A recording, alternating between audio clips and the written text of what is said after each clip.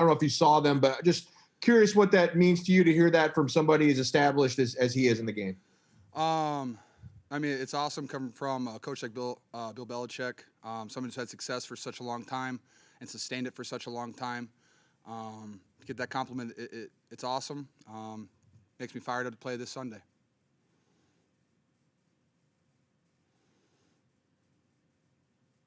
Hey, George, Belichick is known for, I mean, not that every coach tries to do this, but, take the best player out of the game. But he seems to be known as being very adept at doing that.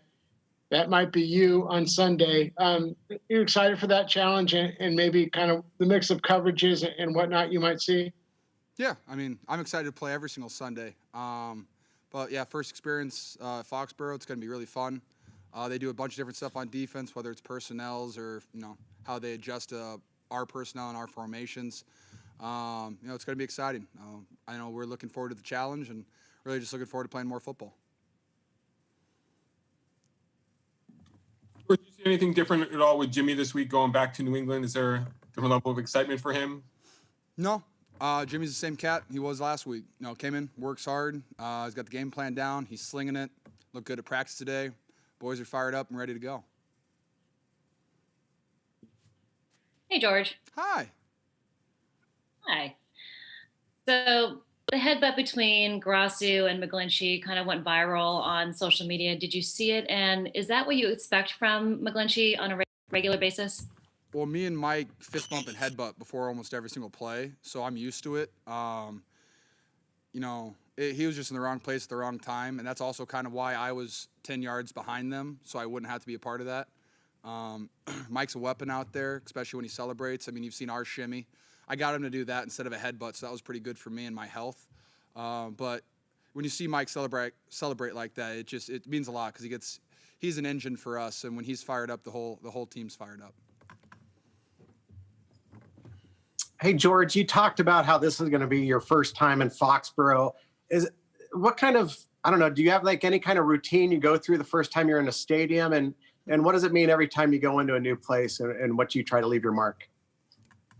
Interesting question. You're in a new spot almost every single Thursday that I see you. It's kind of, do you like move houses a lot or you just move rooms? The kids, it depends where the kids are. Right now, they're running around upstairs in virtual class. Yeah, that makes sense. I miss your bulletin board with all the pictures and stuff on it. Yeah, kind of. I just try to, I don't really go out early. I do my normal routine that I always do on game days. But just that first step onto the field is kind of a conscious step. Hey, it's a new place to leave your mark on. And I don't know if it's anything too special, but I definitely think about it. And like I said, I'm looking forward to it. I think it's this whole team's, first time going there. So I know we're all really excited about it and, the challenge that awaits us. And it's going to be a fist fight. So I'm looking forward to it. Georgie, you've been asked about Rob Gronkowski before. Does it mean anything to you to go to that place where he played and also sort of elaborating back to that Belichick question, just given what Belichick said, are you surprised that he would say that given that he coached Gronkowski? Well, I wasn't just on your podcast and I answered like 12 or 20 questions for you, and now you're going to throw 2 more at me?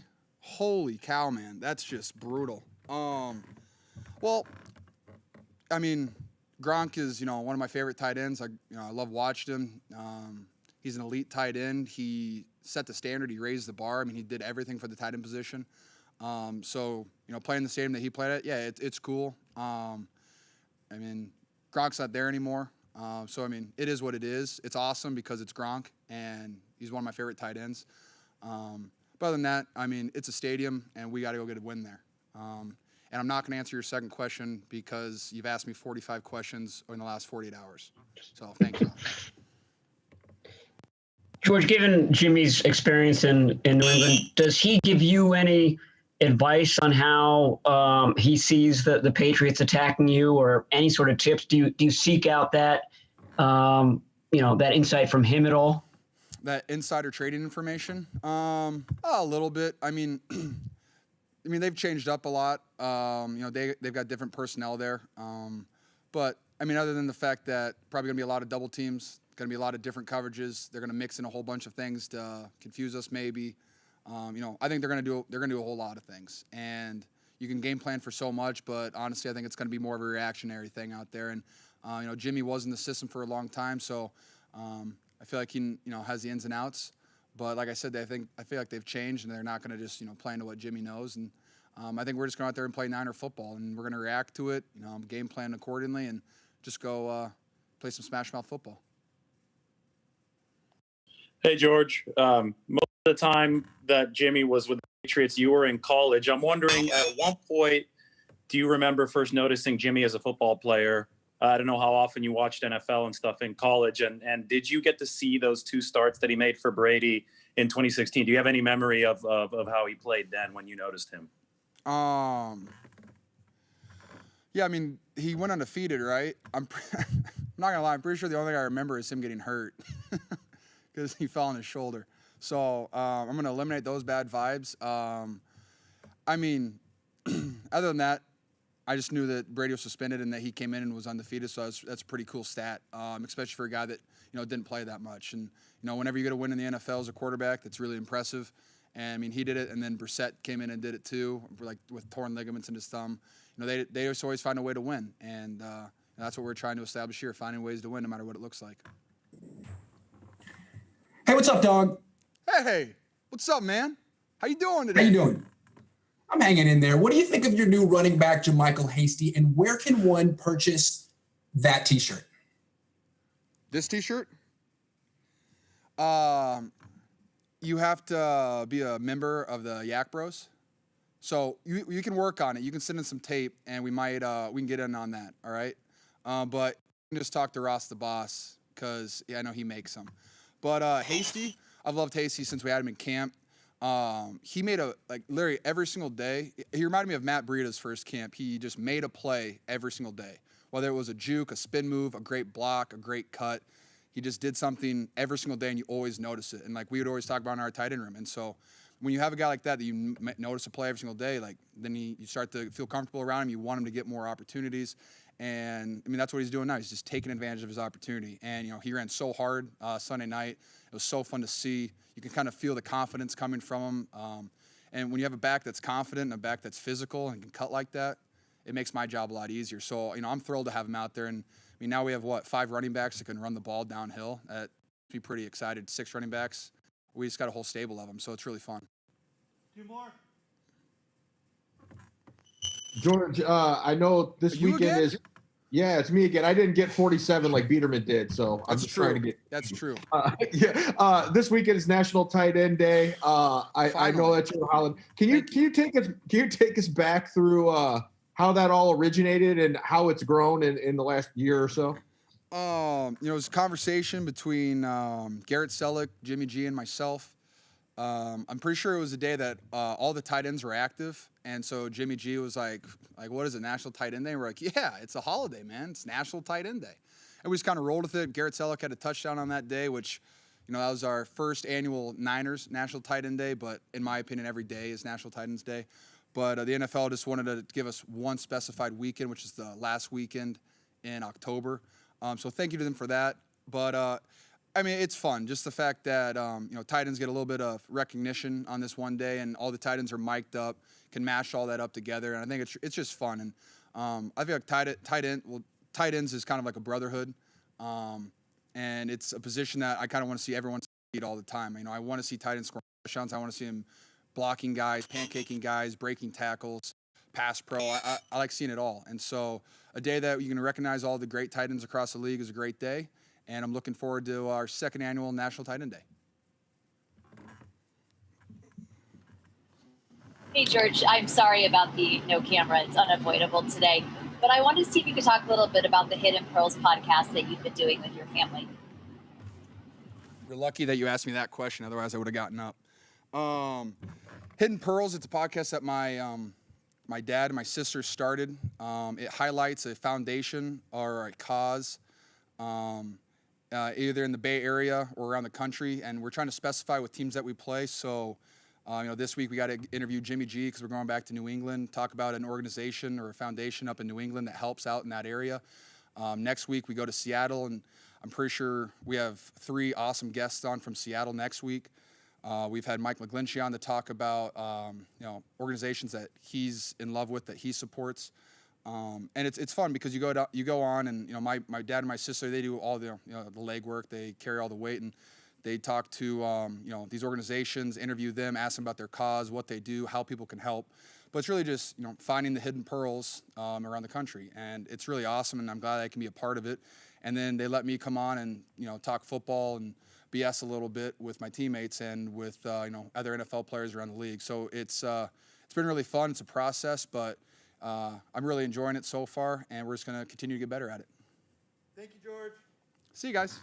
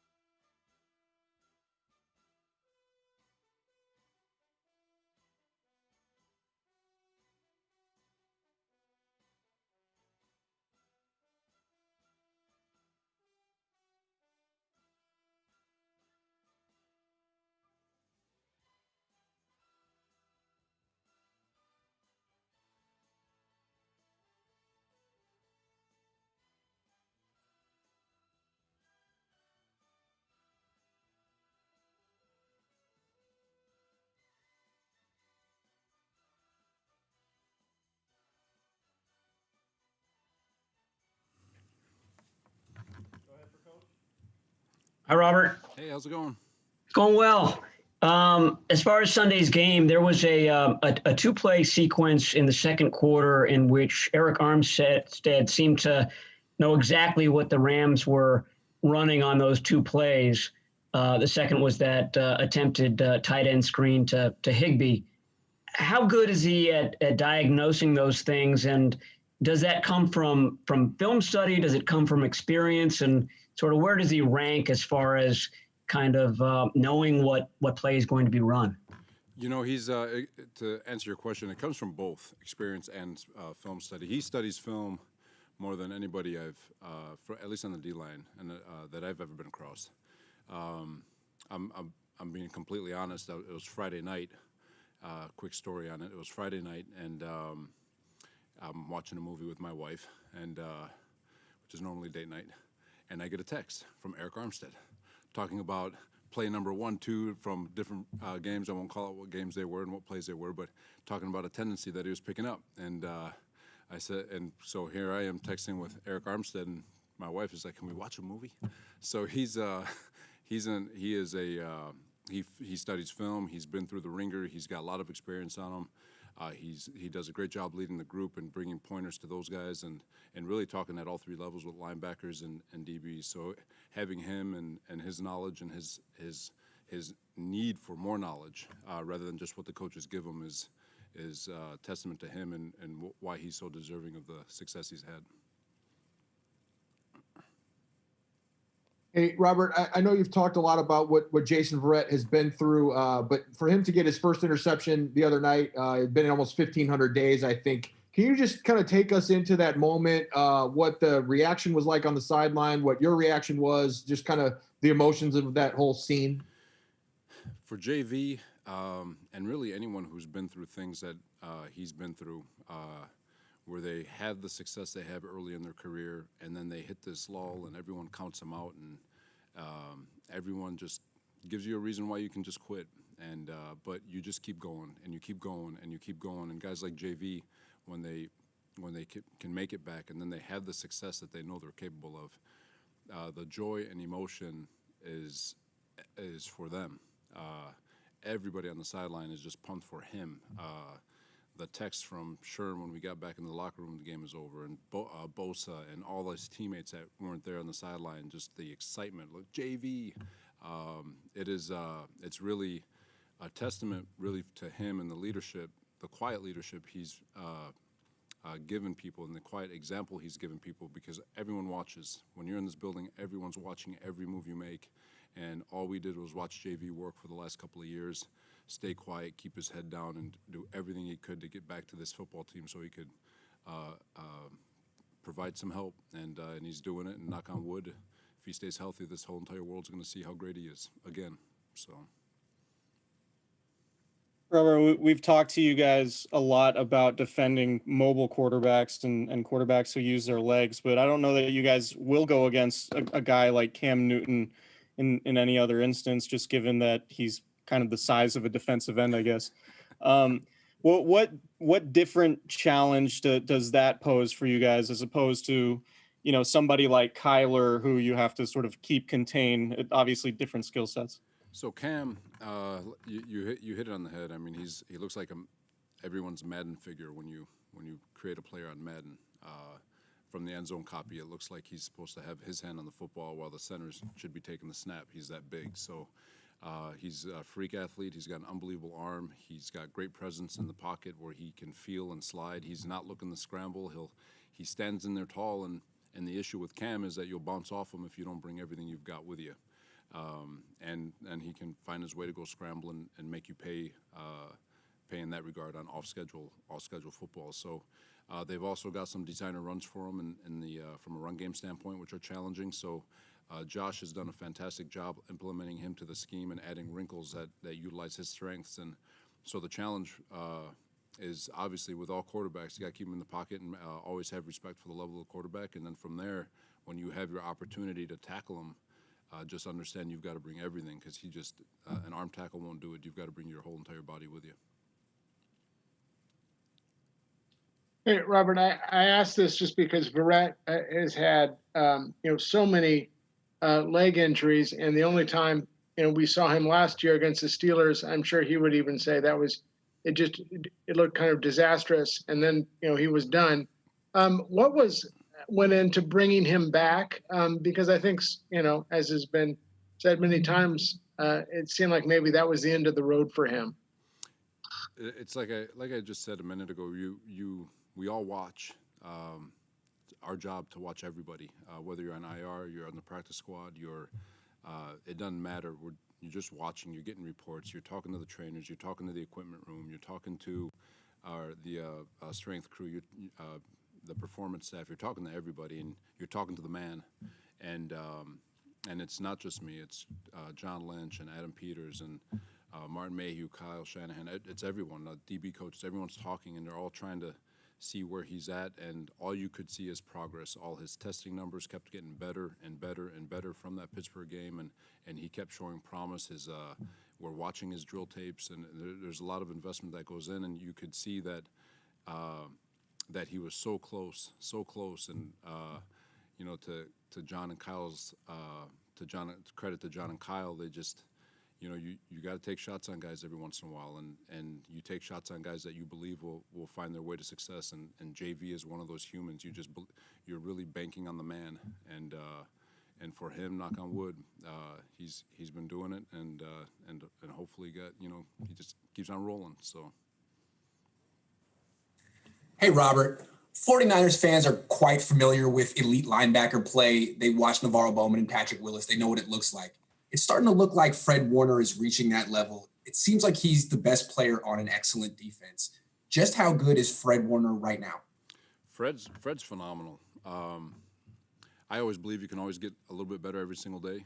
So do I think he's reached his limit? Absolutely not. I still think he can, but he's special. He's special in the sense that he recognizes things that are happening on the football field. He recognizes things that on tape, you can put a lot on his plate in terms of getting people lined up and making checks and getting us into the right defense. Gives you flexibility as a play caller and as a coaching staff to know that you can create a defense that will that's designed to be with different layers of checks that will help us be in the right defense based on what the offense shows, and because of it. Fred is able to get everyone lined up, and it is without hurting him, so he can go play. And he's, the amount of work he puts in, and what I think people will take for granted is that if you actually got to see him on the practice field and in the film room, and his deliberateness at which he works in practice, never taking a play and just watching or pointing at the football, saying, "Yeah, that's my guy." He is all gas, trying to get better every single day and honing in on his crafts with regards to fundamentals and technique. So if he keeps that pace, stays humble, and always understands that every day, the purpose of every day is to find a way to get better, he's going to have an unbelievable career. Robert, are the Patriots doing anything new or different with Cam Newton more than you saw in Carolina, or is it about the same, what you expect from him? You know what,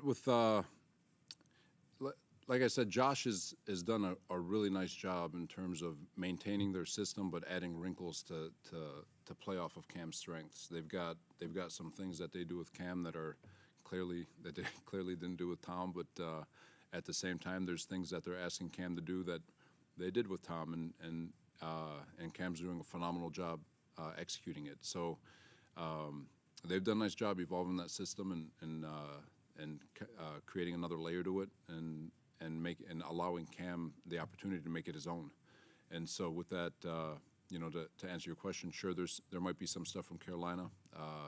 It's been a while since I've been able to go against Cam, but at the same time, it's you can see the New England wrinkle, or the New England system, with more of a Cam Newton wrinkle, if that makes sense. Robert, given what you said about Eric earlier, how pleased are you that he's sort of taken Javon under his wing as far as film study and how to study film? And have you seen any progress with Javon in that kind of the diagnostic part of things? That's you always love your best players to be film junkies. In the D-line room, the fact that when Bosa's in there and you've got Armstead, those two your war daddies. Even when with Buck a year ago, I know it doesn't really apply to Kinlaw now, but whenever your star players are your best players are film junkies, it only helps those younger guys. They learn how to do it the right way, because not everyone is capable of just going to the football field and playing great football.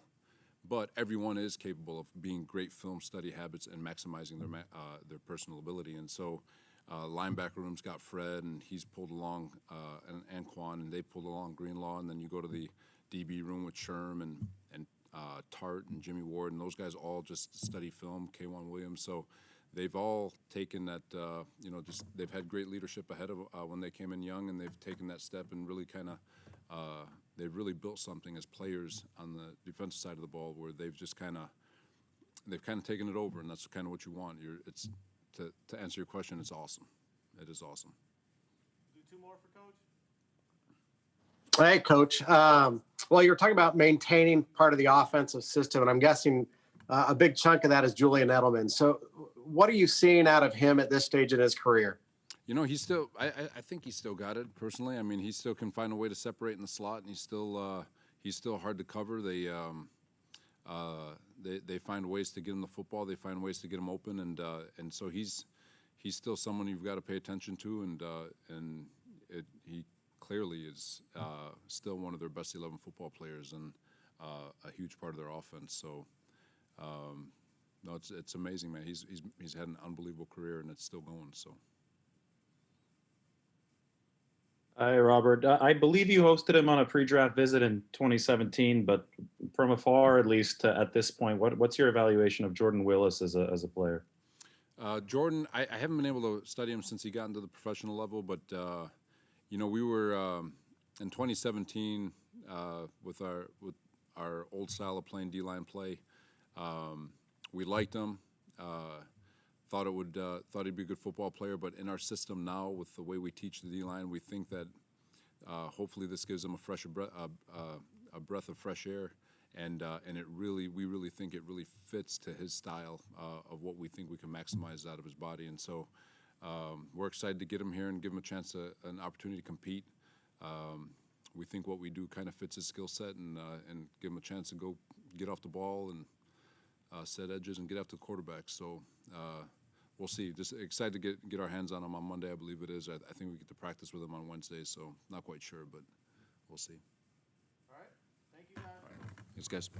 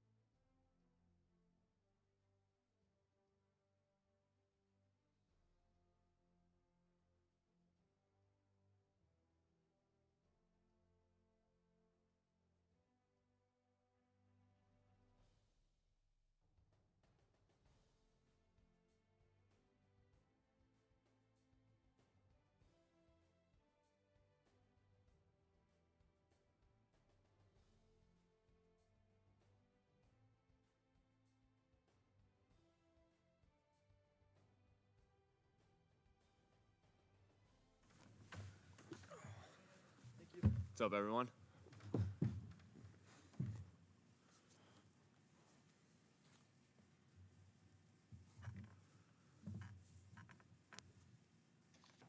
Hey, Jimmy, just wondering if this week reminds you at all of your first game, your first start for the 49ers, which was in your hometown. Is the excitement level similar to that? And how do you sort of manage excitement levels when it comes to locations of games?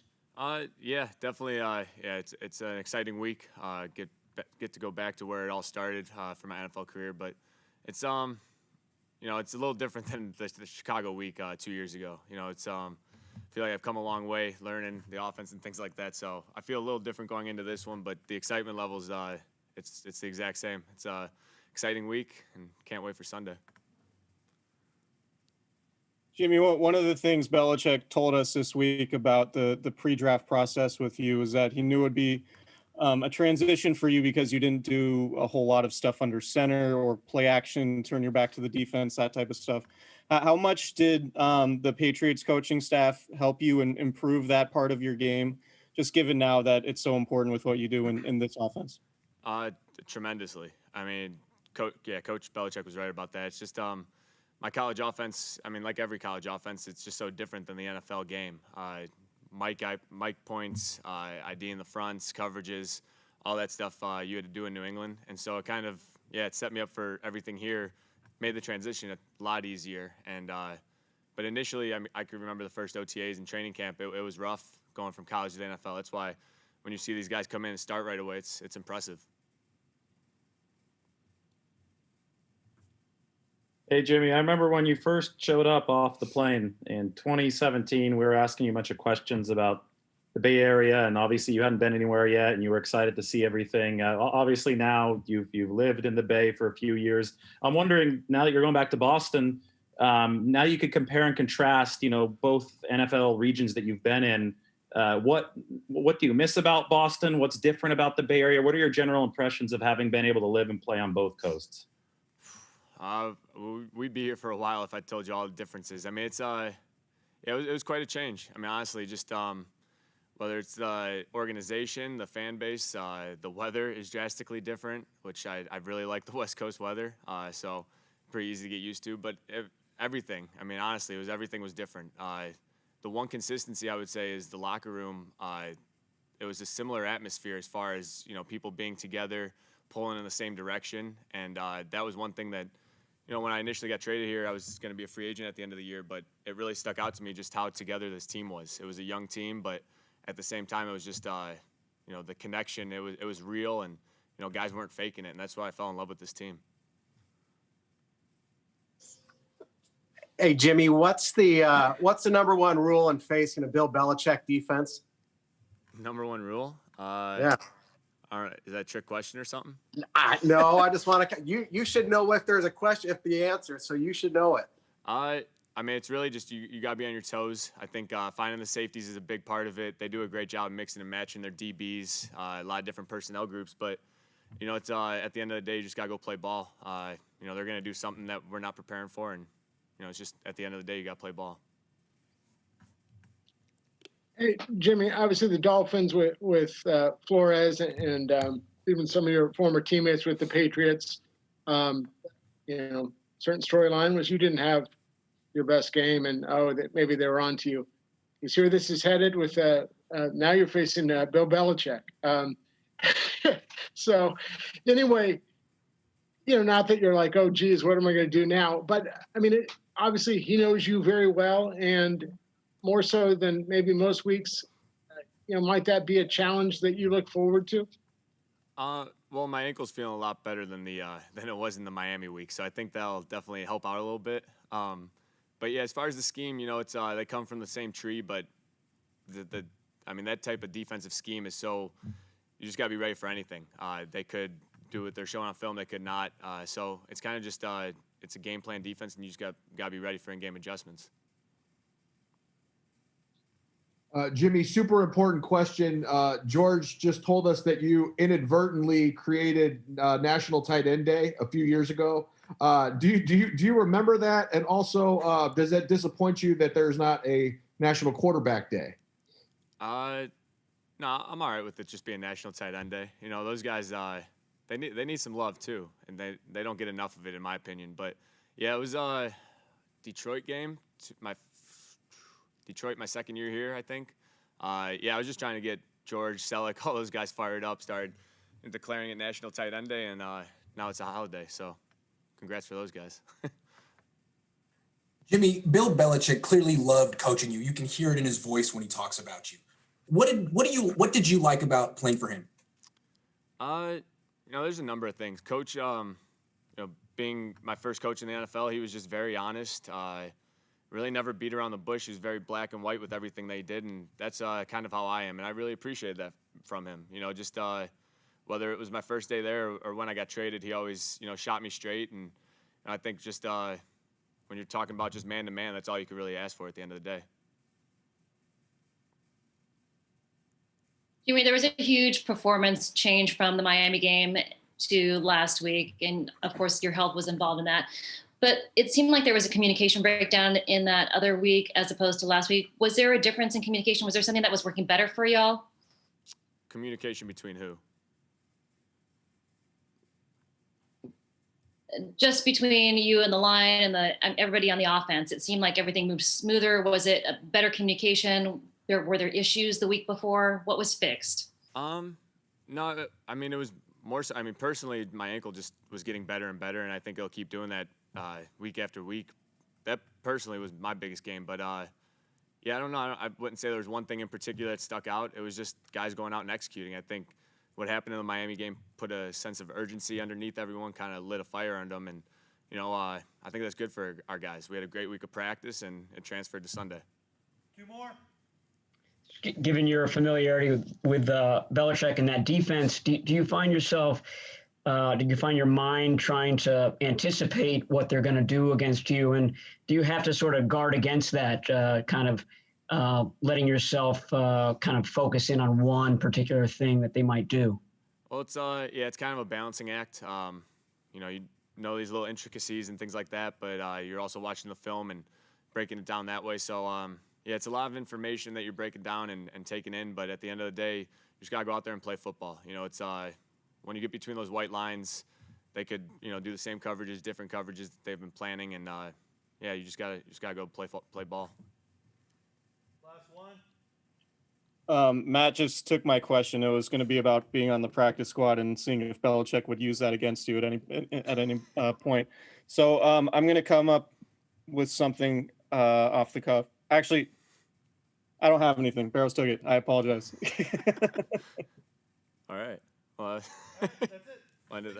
All right. We'll get you next time. See you guys.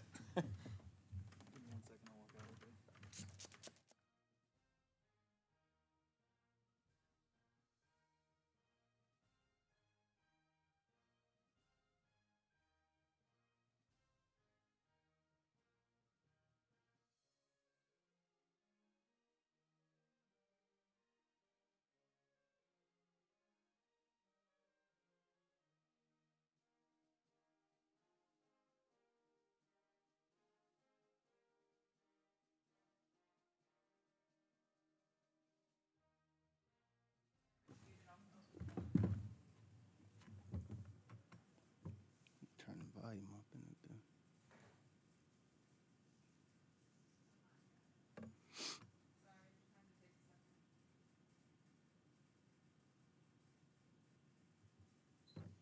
Jason, a lot of your teammates have been so excited for your success this year. Robert Saleh just told us that you got messages from Nick Bosa and Richard Sherman after the game. Can you talk about what it's been like to get all that support from your teammates? Yeah, it's been good. You know, those guys that's been around me, you know, a little bit last year, no, so far all of this year, they just know, you know, how hard I've been working to get back out there, and you know, just being around these guys and just being able to be out there playing on the field, man. You know, it was tough watching last year, but just being out there it's just been a fun thing for me. Hey, Jason, I know you've been asked about this before, and apologies for bringing it up, but, you know, I think for a lot of people, you know, your week 3 game against Pittsburgh last year, you know, after that, no one saw you again. And I think just given all your injury history and the way that game went, they thought that was it for you. What was your physical health then for that game? And how were you able to come back? Like, what did you start doing to recover after that? What was your rehab process like? You know, last year just was a lot, man. You know, coming back from an ACL, coming back from Achilles. Those are tough injuries. And, I just think the Niners did a good job of noticing that I needed rest, noticed that I needed time to get my body stronger and healthier. So I think the IR situation for me last year ended up working out. I got my speed back. I got my strength back.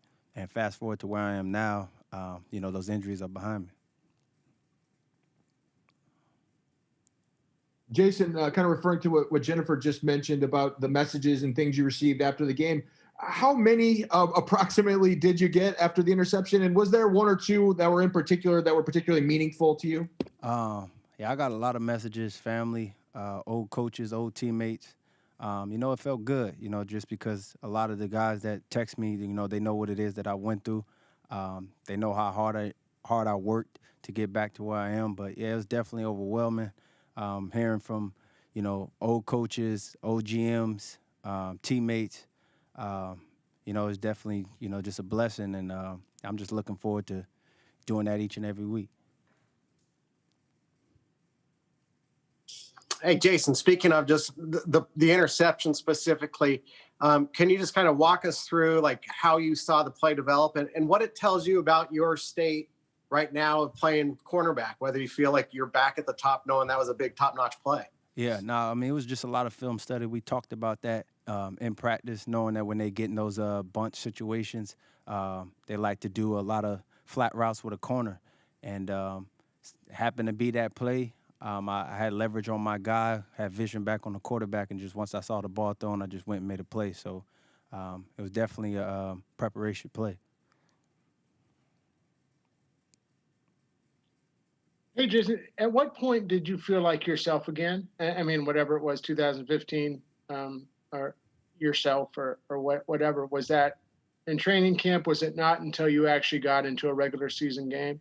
I say once last year, once I got my speed back, I started to feel that the next phase would be obviously lining up with different receivers and doing that. So over the off season, I got with my guy Keenan, and we did a lot of field work together. I worked with Derwin James as well.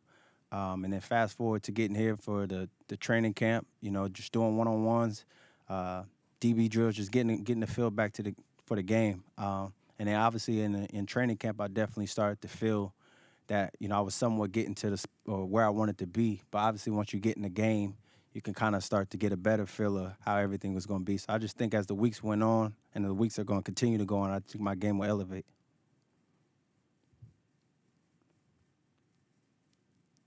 Jason, now that you've watched some film on Cam and Julian Edelman, what have you seen from them that you're going to be facing that's going to be different this Sunday? Cam, I just think he's a dual threat guy. A guy that can also, sling the ball, and another guy that's can make plays on his feet.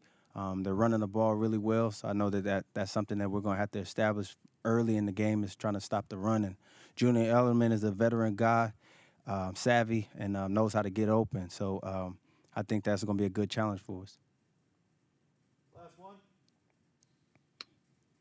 Jason, during your first start this season, it seemed like you had a couple plays where you're chasing receivers out of zones and not really as aggressive as a tackler. You've gotten better each game, but against the Rams is about as good as it gets, top-notch as a run defender, and then overall just really aggressive. And whether it's tackling, film study, or just playing with confidence, where do you think you've grown the most as a starter with the 49ers?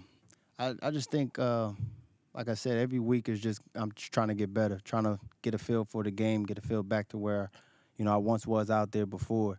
I just think that just comes with the preparation, come with execution, and just being around the guys here. Everybody here wants to win. And so just out there, when I'm out there on the field, I'm just trying to just be the best that I could be. Perfect. Thanks, Jason. Yep. Appreciate it. No, we got JaMycal coming in.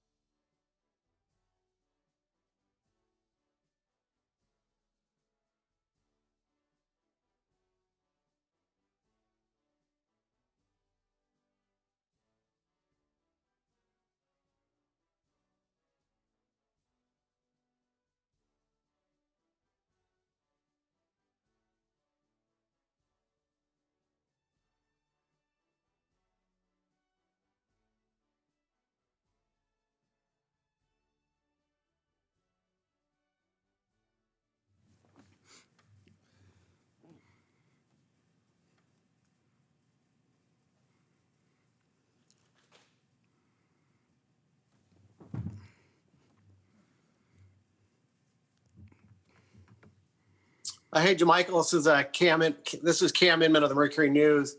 Just what's it's been like, you've gotten your feet wet now in the NFL. You've seen a couple games. A lot of rookies come in and talk about the speed. When you have speed like yourself, how is the transition? Right. Honestly, just coming in, I really just try to go out there and play. You know what I mean, and really not think too much, about the outside factors or, what's been said in the past. You know what I mean? I just go out there and play, and just try not to worry about stuff like that. JaMycal, who in the group has been a great role model for you and helped you kind of get adapted to Kyle Shanahan's offense? Right. Really the whole room. You know what I mean? From Raheem to Jet to Tevin to Juice to Jeff. You know what I mean? Just all those guys. They I pick up something from each one of them. You know what I mean? Every day I'm asking questions. I'm trying to learn as much as I can. And shout out to those guys for bringing us along. Not only myself, but Josh and Austin.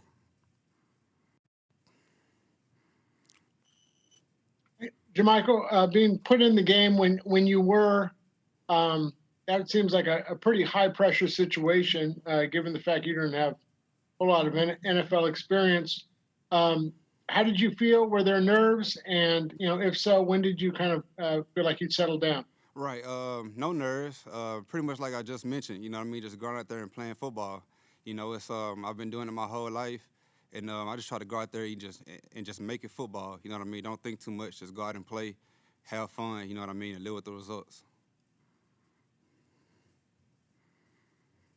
Michael, what do you think it is about Bobby Turner and Kyle Shanahan and sort of what they look for in running backs that allows them to find guys that might be undrafted or late round picks, things like that? Right. I think just Coach Turner, man, he's a legend, at this job. He doesn't let you get comfortable, you know what I mean? He always pushes you every day. He's always coaching. That's something I can definitely respect, something I can definitely appreciate, you know what I mean, as a player. I honestly forgot the meat of your question. My bad. I'm sorry. It was just what do you think they look for? What allows them to be successful in identifying guys like yourself who went undrafted? Right. I think just them having experience, you know what I mean? Just doing it for, 10 plus years, 15 plus years, however long they've been doing it. You just kind of, you got a feel for it. You know what you're looking for on tape, you know what I mean? So, they know exactly what they want at the position. You said Coach Turner never lets you get comfortable. What exactly do you mean? And can you kind of give us an example of how he keeps you on your toes? Right. I mean, just in meetings, you know what I mean? He's always asking questions. He's always looking for feedback. And just, just little stuff like that, constantly throughout the day, not only in meetings, but, also out there on the field. And he's always keeps giving coaching points, and he's going to let you know the truth, whether you're doing good or bad, and that's something I can definitely appreciate.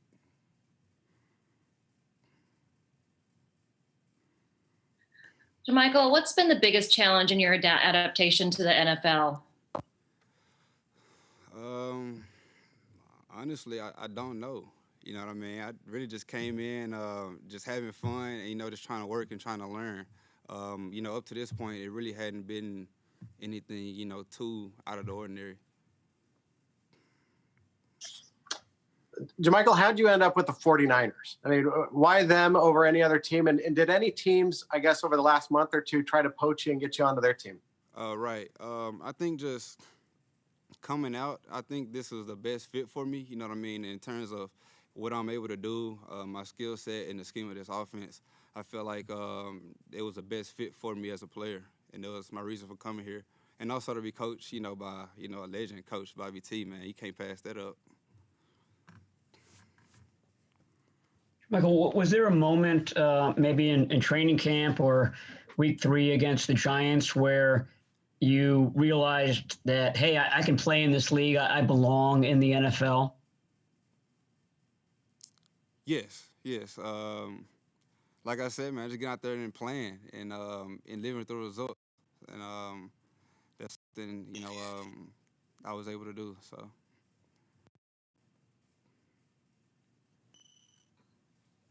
Last one.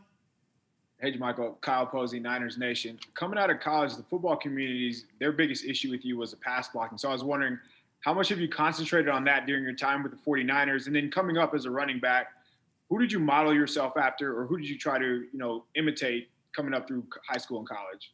Right. I think, really, honestly, never really modeled my game after anybody, to be honest with you. There's guys who I recognize and understand, like they're good, they're great, they're good at the position, but not one specific person where I'm like, hey, I wanna play like them or model my game after them. I kind of just try to, create my own lane, you know what I mean, and be the best version of myself I can possibly be.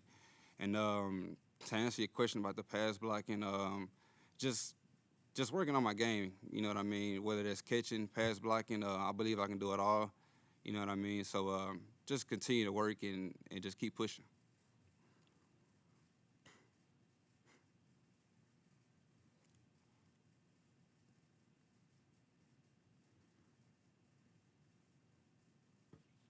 JaMycal, you were just talking about the opportunity to play under Kyle Shanahan and Coach Turner. What was it about the way they have their run game going that fits your style?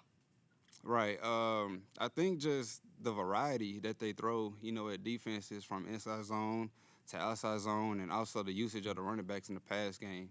You know what I mean? So just being versatile and the way that they use their backs, you know what I mean? I feel like it was the right fit for me.